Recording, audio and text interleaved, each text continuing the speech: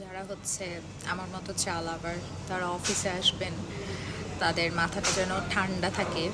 কারণ কর্পোরেট সেক্টরে যারা জব করে তারা জানে যে তাদের মাথাটা ঠান্ডা রাখা কতটা ইম্পর্ট্যান্ট। হ্যাঁ, কারণ এখানে কেউ আপনাকে শান্তিতে থাকতে দেবে না, কেউ না, নো ওয়ান। মানে আপনার শান্তি, আপনি ভালো আছেন, আপনি শান্তিতে আছেন, আপনি অন্যদের বিরক্ত করছেন না, এই শান্তিটা কেউ আপনাকে দিবে না। সো এই চা কফি খাওয়াটা খুবই গুরুত্বপূর্ণ। আপনি যখন চা কফি খাবেন, আপনার মাথাটা ঠান্ডা থাকবে, আপনার মানসিকতাটা ভালো থাকবে, আপনি নিজের মতো করে কাজ করতে পারবেন। আমার একটা অভ্যাস কি, আমার ধরেন চা যদি হয় সেক্ষেত্রে আমি 2-3 ঘন্টা আমার মাথা অটোমেটিকলি ঠান্ডা থাকে। কে কী বললো না বললো এগুলো নিয়ে আমি বদার হই না। সো অলওয়েজ চা খাবেন, চাকে ভালোবাসবেন, নিজেকে ভালোবাসবেন, নিজের কাজকে ভালোবাসবেন। আর সময় যখনই পাবেন না কেন, Gopal Bhar, Tom and Jerry, শিং চ্যান, নিনজা হাতুড়ি, মিনা কার্টুন, এই ধরনের কার্টুনগুলো দেখবেন।